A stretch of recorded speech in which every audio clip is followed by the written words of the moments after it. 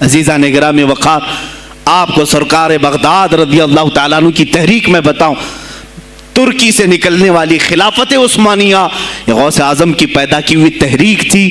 اتنا ہی نہیں، آپ کے آخری زمانے میں سرکار خواجہ غریب نواز معین الدین چشتی رضی اللہ تعالیٰ عنہ کی ملاقات بغداد میں ہوئی، معین الدین اجمیری رضی اللہ تعالیٰ عنہ کی ملاقات ہوئی۔ تاریخ دان نے لکھا، آج میں نے پہلی مرتبہ اس کو پڑھا اور آپ کے سامنے پہلی بار بتا رہا ہوں، سرکار بغداد اور حضرت خواجہ غریب نواز کی ملاقات کے بارے میں بہت سارے باتیں چلتی ہیں کتابوں میں بھی، میں نے اپنے مرشد سے بھی پوچھا تھا۔ بہرحال ایک کتاب سے مجھے آج یہ بات ملی کہ سلطان الاولیاء غوث پاک نے حضرت خواجہ غریب نواز کو کیا وصیت کی تھی، کیا کہہ کر کے بھیجا تھا۔ ان کے پاس غوث پاک نے، غریب نواز نے بہت ساری انعامات، اوراد، وظائف، طرق، اجازات سب حاصل کیے، لیکن ہندوستان جب آئے کیا کیا انہوں نے؟ یہ بھی بتایا گیا کہ غوث پاک کی یہ تحریک تھی۔ کیا؟ سلطان الہند سرکار غریب نواز نے شہاب الدین غوری کو بلا کر کے ہندوستان میں پرچم اسلام لہرانے کا حکم دیا تھا۔ یہ تحریک بھی سرکار غریب نواز نے لائی تھی بغداد کے ولی کامل سے۔ تم کیا سمجھتے ہو یہ اولیاء خالی مسلح لے کر کے گھومتے تھے؟ یا اولیاء اکرام صرف گدی نشین تھے؟ نہیں میرے عزیزو، یہ حکومت وقت کو آنکھ میں آنکھیں ڈال کر بات کرتے تھے اور پھر نظام مصطفیٰ کی بات للکار کر کے کرتے تھے۔ آج کے زمانے میں کچھ لوگوں نے اولیاء کو ایسا پیش کیا ہے جیسے وہ درویش بس جنگل میں رہتے تھے اور کچھ نہیں۔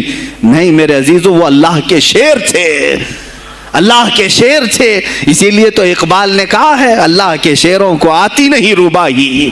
وہ کبھی لومڑی پن کا انہوں نے اپنے آپ میں اظہار ہی نہیں کیا کہ نہیں یہ بھی چلے گا وہ بھی چلے گا، کبھی نہیں۔ وہ گرجتے تھے اپنے تخت پر، اپنی خانقاہوں پر۔ دیکھیں خلیفہ مستنجد باللہ، ابو المظفر اس کو کہتے ہیں، بغداد کا وہ خلیفہ، عباسی خلیفہ، بڑا طاقتور، اور اسی کے زمانے میں غوث پاک ہیں۔ ایک فارس سے آنے والے اجمی عبد القادر، شیخ عبد القادر، جب بغداد کی جامع مسجد میں بیان کر رہے ہوں، در و دیوار ہل رہے ہیں۔ وہ اپنے خلافت کے دربار میں بیٹھا ہے خلیفہ، اچانک بہت زور کی آواز آئی، پورے محل میں گونج گئی۔ پوچھا یہ آواز کیسی بغداد میں؟ لوگوں نے معلوم کر کے بتایا کہ شیخ عبد القادر جیلانی نے چھینک ماری، ان کے مریدوں نے صرف جواب دیا ہے۔ ان کو چھینک آئی تھی، جواب میں لوگوں نے یرحمک اللہ کہا، وہ خلیفہ وقت کے محل تک پہنچ گئی آواز۔ تو اس نے کہا یہ تو پورا ہلا دینے کی بات ہے۔ ایک بات یاد رکھو میرے عزیزو، آواز ہو سکتا ہے تمہاری مسجد سے باہر جائے نہ جائے، تمہاری آواز کا دار و مدار تمہارے گلے پر نہیں ہے۔ ایک بار تم پکارو گے، پہنچانا میرے مولا کا کام ہے۔ اب ہماری آواز کہاں کہاں تک پہنچتی ہے، کس کے ٹائر پھٹتے ہیں، یہ سب بات کی بات ہے۔ تم پکار کر کے تو دیکھو اللہ رب العزت کے نام پر۔ عزیزان گرامی وقار، مستنجد باللہ آیا اور وہی کیا جو ہر عیاش کرتا ہے۔ ظاہر سی بات ہے، مولوی صاحب کچھ لے دے کے چھوڑ دو، جان بخش دو، جاؤ کہیں بیٹھو، آپ اللہ اللہ کرو۔ کہاں یہ حکومت سیاست کی باتوں میں آپ آ گئے؟ چند دنوں پہلے میں نے بھی سیاست کی بات کی تو مجھے بھی ایک مشورہ ایسا آیا کہ آپ کو انٹرسٹ ہے ایم پی بننے کا، ایم ایل اے بننے کا؟ میں نے کہا مجھے انٹرسٹ تو نہیں ہے، لیکن کرسی صاف کرنے کا انٹرسٹ بہت ہے، اس پر جو کچرا ہے اس کو صاف کرنے کا انٹرسٹ بہت ہے۔ انشاءاللہ العزیز وقت آئے گا وہ صاف ہوں گی بھی۔ عزیزان گرامی، مستنجد باللہ 10 اشرفیوں کی تھیلیاں لے کر سونے کی غوث پاک کے دربار میں آئے۔ آپ مریدین کے ساتھ بیٹھے ہیں، ارے وہ حال و قال کی مجلسیں ہیں۔ مستنجد باللہ آیا، غوث پاک کی بارگاہ میں کہا کہ یہ حضور آپ قبول کر لیں، نذرانہ ہے۔ آپ نے کہا تو رکھ لے اپنا نذرانہ، تو اپنے پاس رکھ لے۔ کہا کہ ہدیہ قبول کرنا سنت ہے، آپ سنت کے خلاف کرتے ہیں۔ غوث پاک نے کہا اللہ ایک تھیلی لیا اور اپنے بغل میں دبا کر کے اس کو نچوڑنا شروع کیا تو اس سے خون ٹپکنا لگا۔ خون اتنا ٹپکنے لگا تو حاضرین مجلس دم بخود رہ گئے۔ خلیفہ مستنجد باللہ بھی دیکھ رہا تھا۔ غوث پاک نے فرمایا ابھی تو یہ ایک تھیلی ہے، میں 10 کو نچوڑوں گا تو یہ خون تیرے دربار تک پہنچ جائے گا، تیرے دربار تک پہنچ جائے گا۔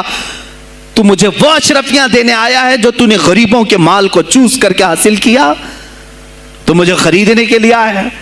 اگر مجھے تیرے خاندان کی حرمت کا خیال نہ ہوتا تو میں آج پورے بغداد کی نالیوں میں اسی کا خون بہاتا۔ خلیفہ مستنجد باللہ بے ہوش ہو گیا، اور اس کے بعد جب ہوش آیا اس نے توبہ کیا اور آپ کے ہاتھ پر بیعت بھی کیا۔ اب اس کے بعد وہ خلیفہ ایسا پاک ہوا، نظر غوث جو پڑھی۔ اب اس کے بعد دربار خلافت کے حالات کیا ہو گئے سنیں۔ میں آج سیاست پر بات کر رہا ہوں۔ اب خلیفہ مستنجد باللہ کا دل جب صاف ہوا، 8 دن کے بعد وہ حاضر آیا، کہا سلطان الاولیاء اے شیخ عبد القادر جیلانی، آپ حکم فرمائیں کہاں کس طرح کا گورنر رکھنا چاہیے، گورنر کس طرح کا ہونا چاہیے آپ دیں۔ غوث پاک نے اپنے خلفاء کو حکم دیا کہ لسٹ بنائی جائے، اسلامی سلطنت میں گورنر کون ہوگا۔ لسٹ بنی، کہا وہ ہوگا جس کی تہجد قضا نہیں ہوتی، وہ گورنری پر آئے گا جو سنت رسول کو ہلکا نہیں سمجھتا ہوگا، وہ گورنری پر آئے گا جس کی نمازیں کوئی قضا باقی نہ رہی ہوں، اس لیے کہ جو اللہ کا قرضہ باقی رکھے گا وہ لوگوں کا بھی مال کھا جائے گا۔ آپ نے لکھایا نام، خلیفہ مستنجد باللہ نے آپ کے اشارے پر گورنر پورے تبدیل کر دیے۔ ہر جگہ پر ایسے لوگوں کو رکھا جو سرکار غوث پاک کے یا تو مرید تھے یا خلیفہ تھے یا شاگرد تھے، اور ان کے دلوں میں اللہ کا خوف تھا، اور وہ پورے بغداد اور آس پاس کی سلطنتوں کو سنبھالے ہوئے تھے۔ ایک وقت ایسا آیا کہ وہی چند سال پہلے جو بغداد نشے میں ڈوبا ہوا تھا، 10 سالوں کے بعد لوگ کہنے لگے کہ آج بغداد ایسا لگ رہا ہے جیسے عمر بن خطاب کا زمانہ آ گیا ہو، عمر بن خطاب کا زمانہ آیا ہو۔ تم نے تو غوث پاک کی 11ویں کھائی ہے نا، اصلاح حکومت ان سے نہیں سیکھا، وہ آئے تھے نظام تبدیل کرنے کے لیے۔ آج میں علماء سے بھی یہی کہوں گا، تم حق بات تو پہنچاؤ قوم تک۔ آج حالات ایسے ہیں میرے عزیزوں، ڈر اور خوف ان کے سینوں پر طاری ہوا۔ کس بات سے ڈرتے ہو؟ کیا تم نے اللہ کی ذات پر ایمان نہیں لائے؟ یہ نہیں کہتے ہو موت و حیات اللہ کے ہاتھ ہے، رزق اللہ کے ہاتھ ہے، پھر ڈرتے حکومت وقت سے کیوں؟ مجھے ابھی چند دنوں پہلے ایک میسج یہ بھی آیا تھا کہ حضرت آپ تو پاکستان کے علامہ خادم حسین کی تعزیت پر بیان کر رہے ہو، آپ دیکھ نہیں رہے یہاں کا ماحول کیسا ہے؟ عزیزان گرامی، اس دن مجھے افسوس اس بات پر ہوا، سوال پر، ہائے افسوس، اس قدر تمہارے ضمیر مردہ ہو گئے، اس قدر تم بزدل ہو گئے۔ لاکھوں لوگوں کے دلوں میں شمع عشق مصطفیٰ جگانے والے پر تمہاری زبان بند ہے، تمہاری زبان بند ہے۔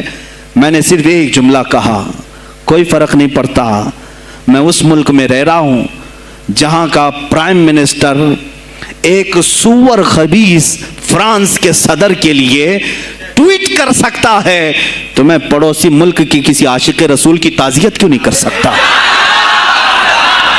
کیوں نہیں تعزیت کر سکتا؟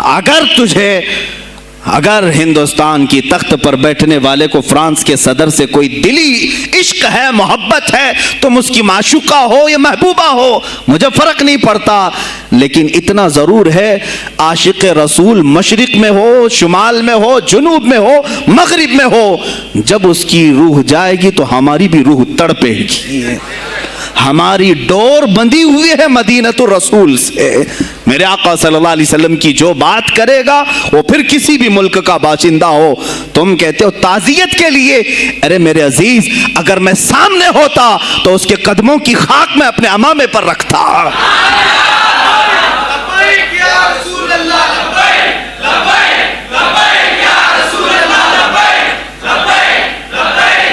عزیزان گرامی وقار، یہ بہت خاموشی ہم نے اختیار کی، بہت خاموشی، کوئی بات نہیں۔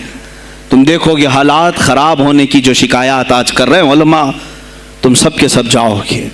مجھے ابھی بچوں نے بتایا کوئی کانگریس کے لیڈر کا انتقال ہو گیا تو پیر صاحب تعزیت کے لیے باہر کھڑے ہو گئے، باہر آ گئے، ہم ان کی تعزیت کرتے ہیں۔ ڈوب مرو چلو بھر پانی میں، تمہاری گدی پہ ہی مر جاؤ۔ تمہاری زبانوں پر جب عاشق رسول کے لیے تعزیت کے الفاظ آنے میں ہچکچاہٹ آتی ہے، کون سا عشق رسول، کون سا کلمہ تم نے پڑھا ہے؟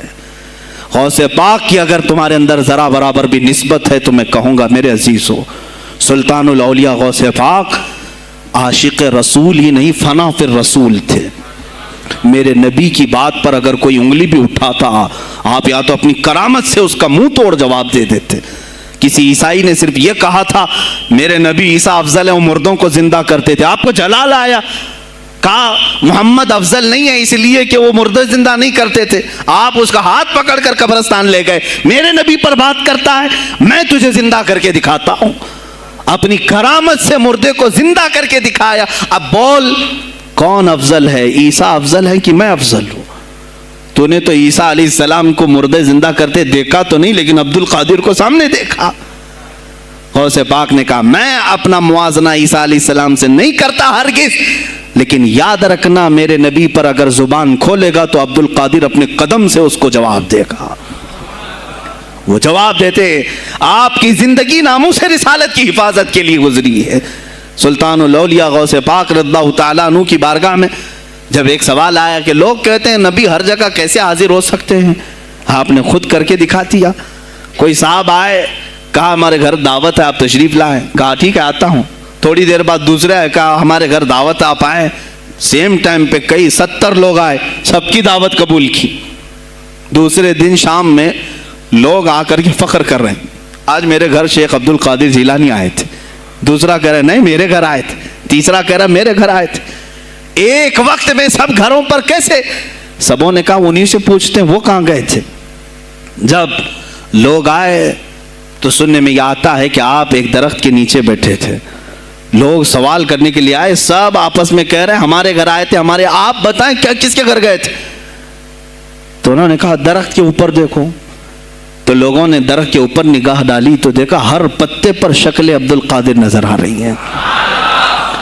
فرماتے ہیں اللہ نے عبد القادر کو یہ اتنی قدرت دی ہے کہ بیک وقت وہ کئی جگہوں پر حاضر ہو سکتا ہے۔ تو جب ایک غلام رسول کو اللہ نے یہ طاقت دی تو رسول مختار کو کتنی طاقت دی ہوگی؟ انہوں نے ناموں سے رسالت کو واضح کیا ہے میرے عزیزو۔ اولیاء کاملین اسی لیے آتے ہیں، وہ نبی کا پرتو بن کر کے آتے ہیں، اور آج ان کے نام کی 11ویں کھا کر کے موٹے ہو رہے ہیں، بس اور کچھ نہیں۔ اور لوگ یہ سمجھتے ہیں نفس کو موٹا کر کے تم اپنی زبانوں میں گھی لگا چکے ہو، بولو گے تو پکڑے جاؤ گے، بولو گے تو تمہارے اوپر کیس ہو جائے گا، ہو نہیں تو۔ میرے عزیزو آج تو حالات ایسے ہیں، میں رو پڑا کل جب مجھے یہ رپورٹ ملی کہ صرف ہندوستان کی سوشل میڈیا پر 25,000 پوسٹ میرے نبی کی شان میں گالیاں دی گئی ہیں، 25,000 لوگوں نے گستاخی کی ہے۔ تم بھی تو رات بھر انٹرنیٹ چلاتے ہو، پورا کا پورا وقت اپنے موبائل میں صرف کرتے ہو، جانا ہے تمہیں بھی میرے آقا کی بارگاہ میں، یاد رکھنا حضور پاک صلی اللہ تعالیٰ علیہ وسلم کے دربار میں جانے والے ہو اور تمہارا کوئی عذر قبول نہیں کیا جائے گا۔ حضرت سعد بن ربیع کی وہ بات مجھے یاد آتی ہے، جنگ احد میں حضور کی حفاظت کے لیے لڑتے لڑتے میدان میں ایسے آ گئے تھے کافروں کے کہ آپ کے گوشت کے ٹکڑے اڑ رہے تھے، جسم کے گوشت کے ٹکڑے اڑ رہے تھے، میرے آقا دیکھ رہے تھے۔ شام کا وقت ہوا، احد کا میدان، ہوازیں، سناٹا، 70 لاشیں پڑی ہوئی تھی صحابہ کی۔ اللہ کے نبی نے پکارا میرے سعد کو ڈھونڈو، کہاں ہے سعد، کہاں ہے؟ صحابہ کہتے ہیں ہم آواز دینے لگے سعد تم زندہ ہو، رسول تجھے بلا رہے ہیں۔ حضرت سعد بن ربیع 7 لاشوں کے نیچے دبے ہوئے تھے اور سانسیں بھی چل رہی تھی، سانسیں چل رہی تھی۔ صحابہ نے جب آواز دینا شروع کیا کہ رسول پاک یاد کر رہے ہیں، وہیں سے وہ حرکت کرنے لگے، اندر سے آواز دی اے جوانوں سعد زندہ ہے، میں یہاں لاشوں کے نیچے دبا ہوا ہوں۔ ہٹائی گئی لاشیں تو دیکھا ان کے جسم میں کچھ بچا ہی نہیں تھا، کچھ نہیں تھا، سب پھٹ چکا ہے، پیٹ کو تک چاک کیا گیا ہے، سانسیں باقی ہیں۔ سعد بن ربیع کہتے ہیں اے صحابہ شاید میں رسول اللہ تک نہیں پہنچ پاؤں گا، हुजूर ऊंचे टीले पर बैठे हुए हैं, शायद नहीं पहुंच पाऊंगा, मेरा सलाम मेरे नबी तक पहुंचा देना, हुजूर तक पहुंचा देना। लेकिन आने वालों को क्या कहा जानते हैं? मैं ए जवानों तुम सबसे कहूंगा आज के हालात में। साद इब्न अबी रबी कहते हैं ए सहाबा, मैं तो जा रहा हूं, मेरी आखिरी सांसें हैं, लेकिन अगर तुम्हारी आंखें चमकती रही, तुम्हारे जिस्मों में जान बाकी रही, और मेरे नबी पर अगर किसी ने उंगली उठाई और गाली दी, मैं क़यामत के दिन उसे नहीं छोड़ूंगा। और याद रखना, अल्लाह की बारगाह में तुम्हारा कोई उज़्र कबूल नहीं किया जाएगा अगर तुम्हारे जीते जी तुम्हारे नबी की जात पर किसी ने कीचड़ उछाला। हजरत साद रबी इतना कह करके इंतकाल हो गए, वो हुजूर तक पहुंचाए भी नहीं जा सके। ए मेरे अजीजों, ए जवानों, तुम क्या समझते हो कि तुम दुनिया से इसी तरह निकल जाओगे?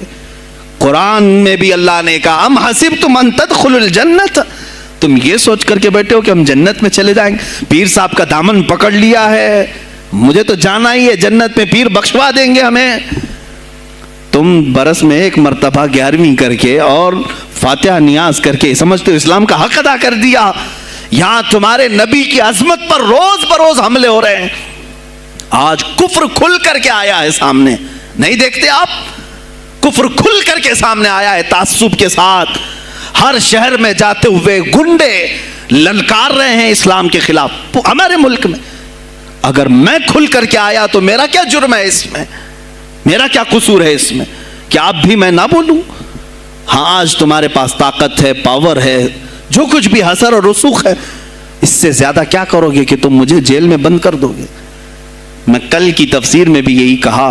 एक मौलाना साहब ने कहा कि आप इतना बोल रहे हैं, आप पर ऐसे एक्ट लगाए जाएंगे कि जिंदगी भर आपकी जमानत ही नहीं होगी। आप पर ऐसे कानून लगाए जाएंगे कि आपकी जिंदगी भर जमानत ही नहीं होगी। मेरा दिल ये कहता है, ऐ लोगों, इस तरह जी कर फायदा भी क्या?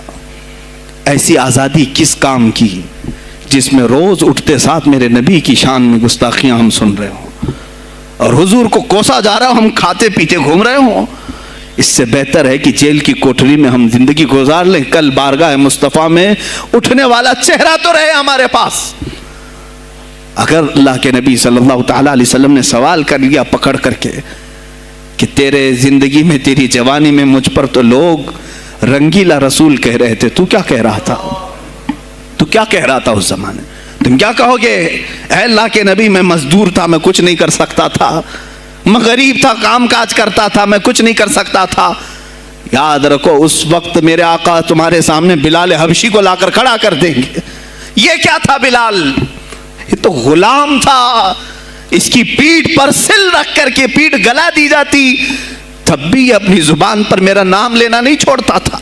तुम कौन सी मजदूरी की शिकायत ले जाओगे? बहाना करोगे अल्लाह की बारगाह, रसूल की बारगाह में बहाना करोगे? ऐ गिरोह उलमा, तुमको अल्लाह ने मिंबर दिए हैं खिताबत के लिए, अल्लाह ने अपने रसूल का मिंबर तुम्हें दिया है, इसलिए नहीं कि तुम हुकूमत की खुशामदी करो, तुम अपने वक्त के तागूती कुव्वतों की खुशामदी करो, इसलिए नहीं, बल्कि आज तुमसे कौम मुसाफा करके हाथ चूमती है सिर्फ इसलिए कि तुम्हारी जुबान पर नाम मुस्तफा है। आज उलमा की जो इज्जत है सिर्फ इसलिए, तुम्हारी पगड़ियां, तुम्हारे जुब्बे देख करके कौम इज्जत नहीं करती, सिर्फ इसलिए इनके दिलों में तुम मचलते हो कि तुम मुस्तफा करीम की बातें करते हो। उलमा को जानना चाहिए कि तुम्हारी इज्जत नबी से वाबस्ता है। आबरूए माज़ा नाम मुस्तफा अस्त, हमारी आबरू, इकबाल ने कहा था, हमारी आबरू नाम मुस्तफा से वाबस्ता है। अगर उसी नाम को किसी ने छेड़ा तो फिर हमारा जी कर मतलब क्या है? हम किस काम के? मैं एक मिसाल से समझाता हूं। मस्जिद है, दीवार के पेंट को अगर किसी ने खुरच लिया तो हो सकता है माफ कर दें, हम उसको छोड़ दें। किसी ने लकीर निकाल दी दीवार पर, हम छोड़ दें उसको। लेकिन मियां वो हमारे सामने आकर पिल्लर हिलाने लग गया और मस्जिद का ये पिल्लर तोड़ने लग गया, खामोश बैठोगे?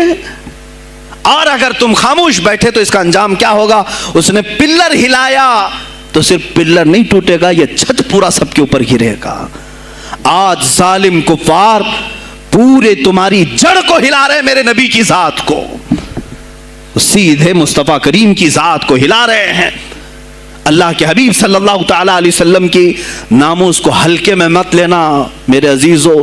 लाखों जाने जाती हैं, जाएं इस नाम पर, حضور اکرم صلی اللہ تعالیٰ علیہ وسلم کی ذات کو ہلکے میں مت لینا.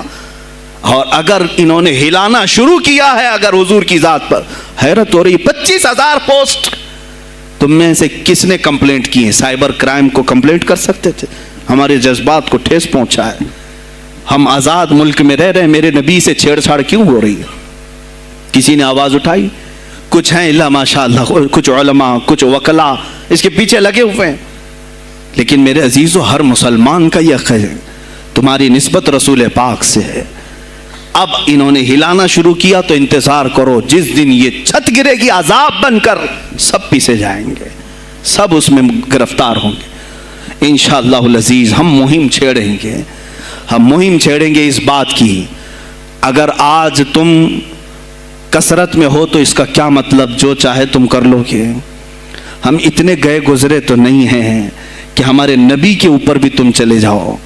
ہاں ہمیں رون دیا, ہمیں مار دیا, ہمیں قتل کر دیا, سب برداشت کر لیا, لیکن اب اس سے آگے نہیں برداشت کریں گے انشاءاللہ العزیز. میں آواز دیتا ہوں اسی منبر سے, اے گروہ علماء, اے جماعت صوفیہ, اے خانقاہ کے گدی نشینوں, باہر آؤ. آؤ حکومت وقت سے ایک مطالبہ یہ کرو, اے حکومت وقت کے تخت پر بیٹھنے والوں, ہمارے ہند میں پارلیمنٹ میں بھی ایسا قانون پاس کرو کہ کوئی میرے نبی کی ذات پر بھونکے تو اسے موت کی سزا ہو جائے. ہم یہ چاہتے ہیں. اگر اس قانون کو تمہیں لانے میں کچھ زندگیوں کی ضرورت ہے تو یہ فقیر حاضر ہے اور میرے ساتھ بھی کچھ تمہارے لیے حاضر ہوں گے. لے لو ہماری جانیں اور ایک قانون ایسا بنا دو تاکہ قیامت تک پھر یہاں پر کوئی نہ بھونکے میرے نبی کی ذات پر. تم قانون صرف میرے نبی کے لیے نہیں, تم اپنے دیوی دیوتاؤں کے لیے بناؤ, شانتی سے رہو. ہم نے کبھی تمہارے خلاف بھونکا نہیں ہے, ہم نے کبھی دیوی دیوتاؤں کو چھیڑا نہیں ہے, اس لیے کہ اسلام اس کی اجازت نہیں دیتا. ہم گالی نہیں دیتے, ہم اسلام کی حقانیت سے بیان کرتے ہیں. لیکن خاموش رہنے کی یہ سزا ہمیں دی جا رہی ہے کہ ہمیں گالیاں دیتے دیتے یہ اب ہمارے نبی تک پہنچ گئے, ہماری ماں عائشہ صدیقہ تک پہنچ گئے, اور ہمارے تمام اکابرین اسلاف تک پہنچ گئے. اور 25 کروڑ کی تعداد میں خاموشی یہ اچھی نہیں ہے میرے عزیزو, اچھی نہیں ہے. آج افسوس اسی بات کا ہے جن کو اللہ تعالیٰ نے اپنے نبی کی نیابت عطا کی ہے, وہ نائب رسول ہیں یا کسی خانقاہ کے گد نشین ہیں. تم یہ مت سمجھ لینا کہ تمہارے آبا و اجداد کمال کے تھے, بزرگان دین تھے, تم چھوٹے جاؤ گے. نہیں, سوال تو ہوگا, تمہیں سوال ہوگا, مجھ سے بھی ہوگا. میں یہ نہیں کہہ رہا ہوں کہ میں کوئی الگ ہوں, سوال ہوگا. آؤ سر جوڑ کر کے ہم اس سلسلے میں کوشش کریں. غوث پاک رضی اللہ تعالیٰ عنہ کا یہی میسج تھا. ہندوستان میں شہاب الدین غوری نے جو پرچم اسلام لہرایا وہ آج تک اس کی دین ہے کہ مسلمان زندہ ہیں, آپ مسلمان باقی ہیں.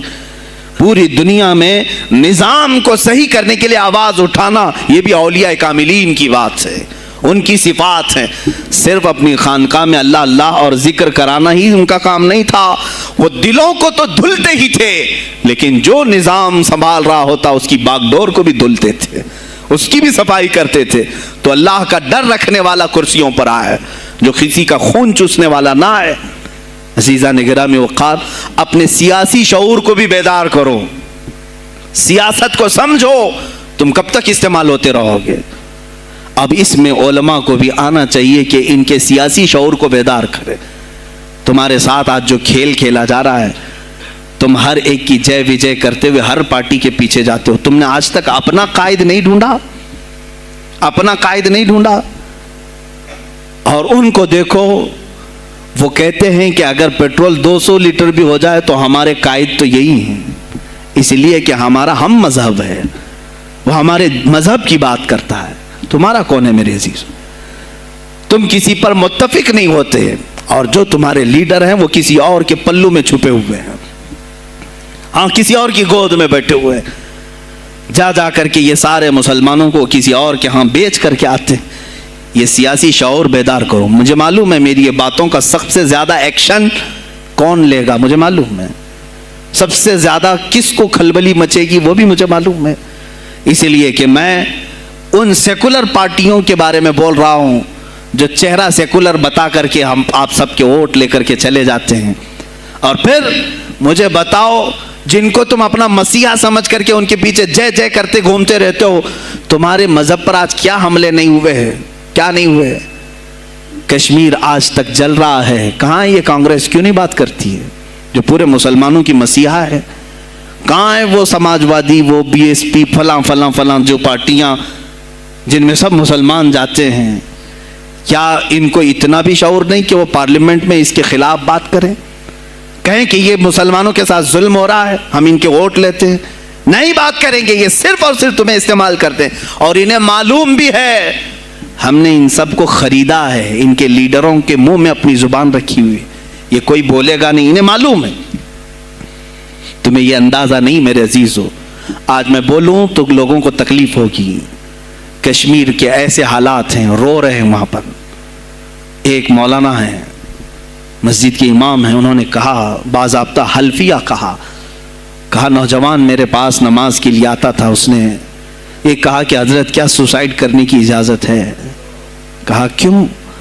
کہا میرے گھر میں کچھ لوگ داخل ہوئے، میں ان کا نام ذکر نہیں کر رہا ہوں، کچھ لوگ داخل ہوئے، مجھے ہاتھ باندھ کر کے کھڑا کیا، میری ماں اور میری بہن کو ننگا کیا، میرے سامنے کپڑے اتارے اور ان کی عزت لوٹی، اور اس کے بعد مجھے ہاتھ کھول کر کے چھوڑ دیا۔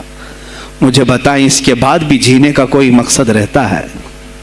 مجھے بتائیں اس کے بعد بھی جینے کا کوئی حاصل ہے؟ یہ سب تمہارے ساتھ بھی ہوگا۔ جہاں میجورٹی ان کی مسلمانوں کی تھی وہاں یہ ننگا ناچ کر کے دکھایا ہے، تو یہاں تو تم بہت قلت میں ہو، تمہارے ساتھ بہت کچھ ہو سکتے ہیں، اب بھی اگر خاموش رہے۔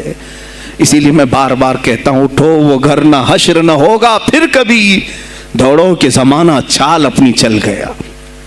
تم اپنی سیاست کو منتخب کرو، تم اپنی قیادت کو منتخب کرو، اور اگر ابھی بھی سیاسی لاشعوری کی زندگی گزارتے رہو گے، لقمے بنتے چلے جاؤ گے، یہ کھاتے چلے جائیں گے۔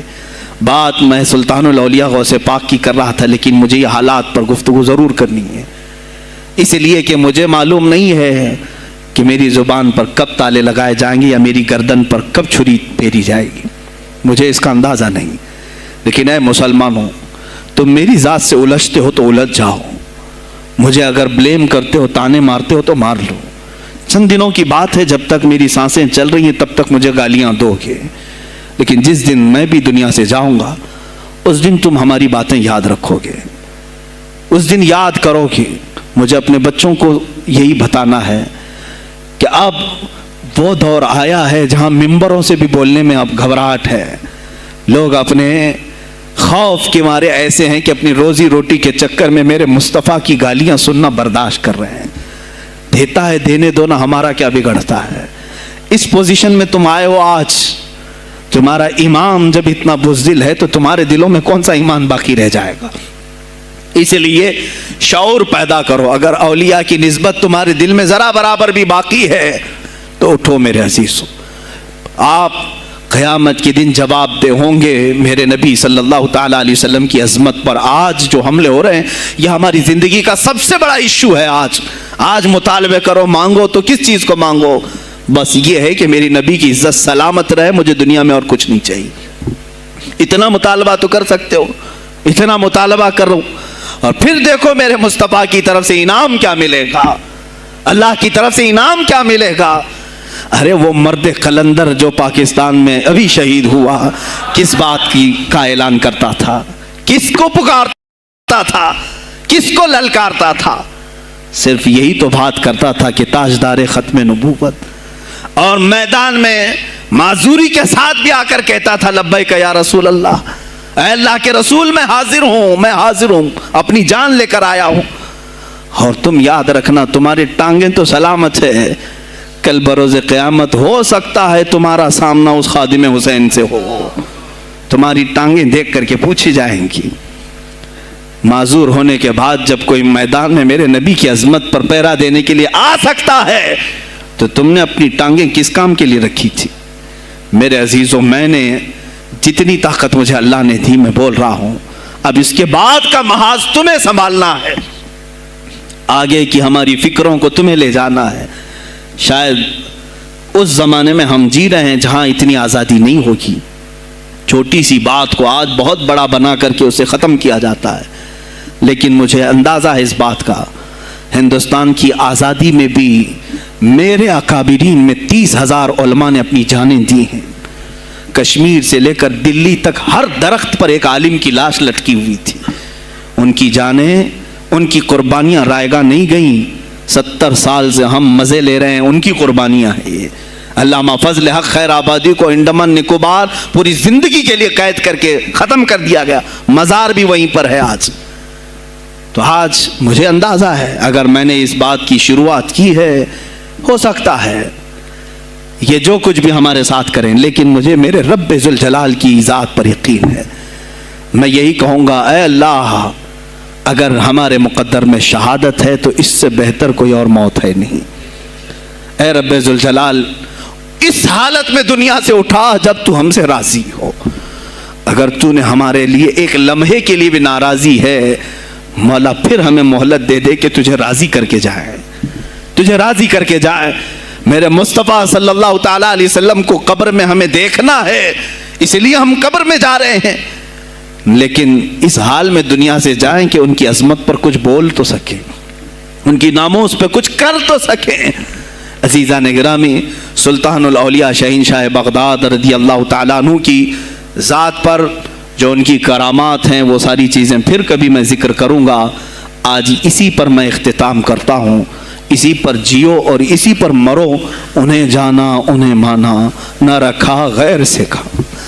للہ الحمد میں دنیا سے مسلمان گیا. آج لے ان کی پناہ، آج مدد مانگ ان سے، پھر نہ مانیں گے قیامت میں اگر مان گیا. اس لیے کہ رسول پاک صلی اللہ تعالیٰ علیہ وسلم کے سوا کوئی اس قیامت کے میدان میں تمہارا دستگیر نہیں ہے.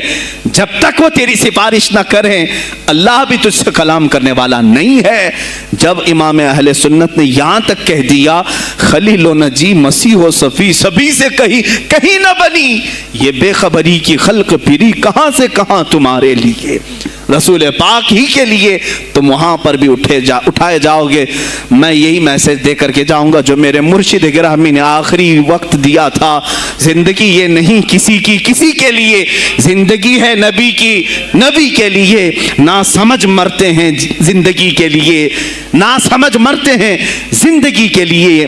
جینا مرنا ہے سب کچھ نبی کے لیے. بلحوث سن، سیم و زر کی بندگی اچھی نہیں. بلحوث کہتے ہیں ہوس کا پجاری، خواہشات کا پجاری. میرا مرشد یہ کہہ کر گیا ہے ہمیں، بلحوث سن، سیم و زر کی بندگی اچھی نہیں. ان کے در کی بھیک اچھی، سروری اچھی نہیں. ان کے در کی بھیک اچھی، سروری اچھی نہیں. اور کہتے ہیں جو پیا کو بھائے اختر وہ سہانا راگ ہے. جو پیا کو بھائے اختر وہ سہانا راگ ہے. جس سے ناخوش ہو پیا وہ راگنی اچھی نہیں. جو میرے نبی کو نہ پسند آئے وہ بات ہی اچھی نہیں. جو میرے نبی کو نہ پسند کام ہو وہ کام ہی اچھا نہیں. جس سے ناخوش ہو پیا وہ راگنی اچھی نہیں. وآخر دعوانا الحمدللہ رب العالمین. السلام علیکم.